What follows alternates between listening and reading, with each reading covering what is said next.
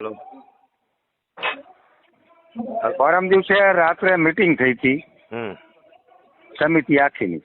હમ સમિતિમાં 3 મુદ્દાની ચર્ચા થઈ. હમ પહેલો મુદ્દો, મુખ્યમંત્રી લેટર લખીને આમંત્રણ આપે. બરાબર. બીજો મુદ્દો, ગુજરાત આખામાં જેટલી વીજળીનું કામ ચાલે છે બરાબર. અને સરકારે પરિપત્ર જેવી રીતે જાહેર કર્યો હતો બરાબર. એવો જ પરિપત્ર જાહેર કરીને બધું બંધ કરાવે. બરાબર. અને ત્રીજી વાત, આપણને જે સરકાર દેવા માંગે છે હમ એનું કાચું ડ્રાફ્ટિંગ આપે.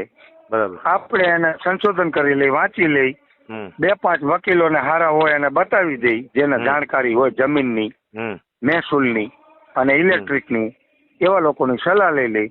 હમ આપણે 1 દિવસનો 2 દિવસનો સરકાર પાસેથી ટાઈમ લઈ હમ અને પછી આપણે એની હારે મંત્રણા કરવા તૈયારી. આ બધું સરકાર લેખિતમાં આપવા તૈયાર હોય ને તો આપણે આગળ વધે.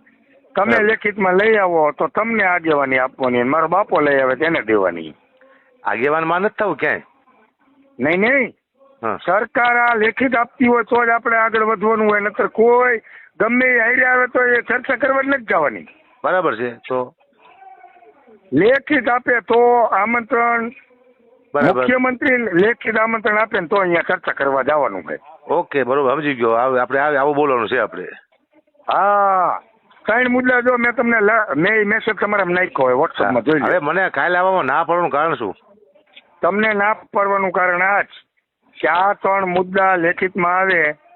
મને કહી દીધું હકાભા લઈને આવે તો હકાભાને આપણે મોય રાખવાના. લઈને નહીં, હું તો ખાલી આમાં હાજરી આપવા હોય મને ખબર પડે કે આંદોલનમાં શું હોય ને, કે તમે ના પડો એટલે હું વિડીયો બનાવીને મૂકી દઉં ભાઈ મને ના પડે આગેવાનો, તમારે જરૂર નથી એટલે હું વાર્તા પૂછું.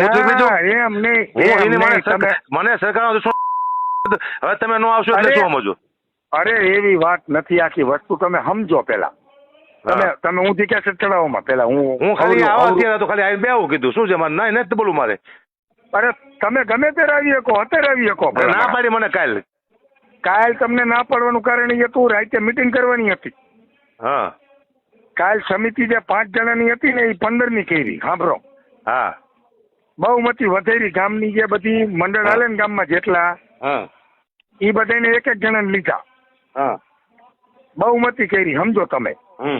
અને પછી એક નિર્ણય કર્યો કે ભાઈ આ 3 લેખિત માહિતી આપણને આપે તો જ આપણે સરકારમાં જવાનું હોય. આવો દ્રઢ નિર્ણય કરી નાખ્યો. એટલે મેં સાંભળો પેલા પૂરી વાત સાંભળો તમે. પછી મેં આપ્યું મીડિયામાં અલ્ટિમેટમ 48 કલાકનું. સરકારનું નાક તો દબાવવું જોઈએ ને. હા. એટલે મેં 48 કલાકનું અલ્ટિમેટમ આપ્યું. એટલે આઈજીને શિક્ષણ વાળાને મોકલા, અમારા સંસ્થા વાળાને. બરાબર.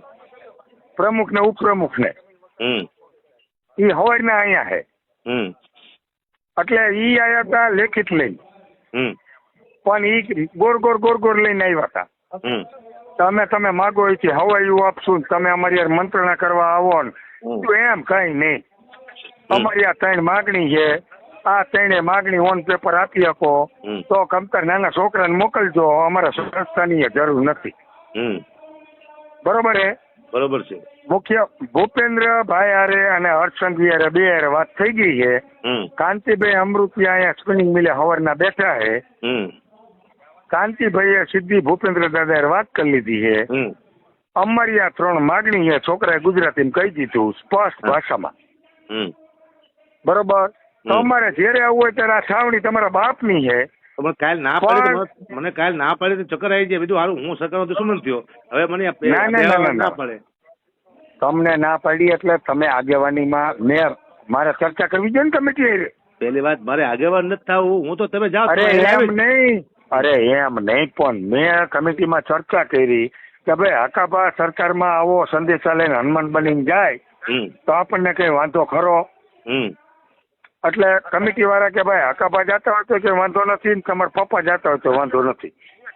તો આપણા પણ તમે આપણા આ 3 મુદ્દા છે. આ 3 મુદ્દા લેખિત હકાભા લઈને આવતા હોય ને તો હકાભાનું ચાદર ઓઢાડીને સ્વાગત કરવાનું છે.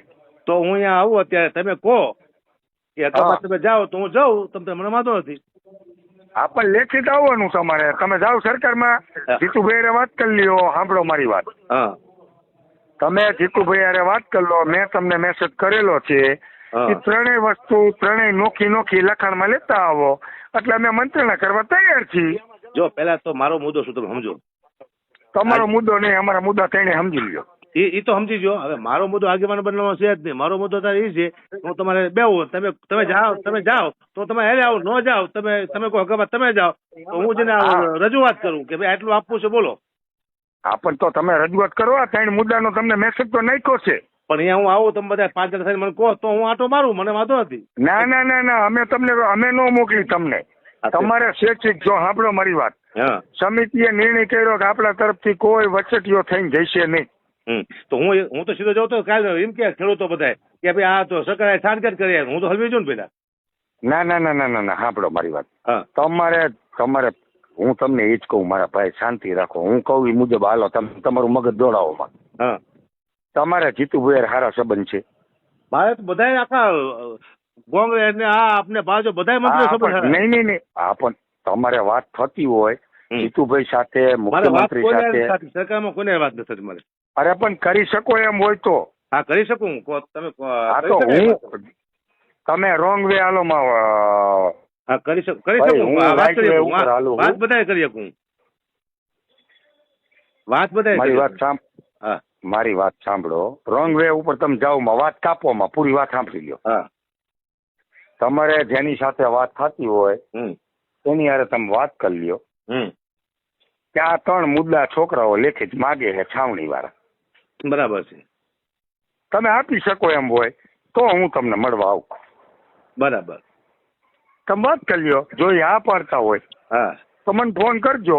હા બરોબર, પછી આપણે વાત કરશું. હા તો 10 મિનિટ હાજરી આપવા આવ્યો કોનું કાલે? એમ તો અત્યારે ન થવું તમારે. તમે પેલા વાત કરી ગોઠવીને મને ફોન કરો, પછી આપણે ચર્ચા કરીએ. ના પાડવાનું કારણ શું ખબર નથી પડતી. અરે આ ના પાડવાનું આપણા તરફથી નથી જવાનું અહીંયા. અરે મારે ક્યાં જવું છે અહીંયા?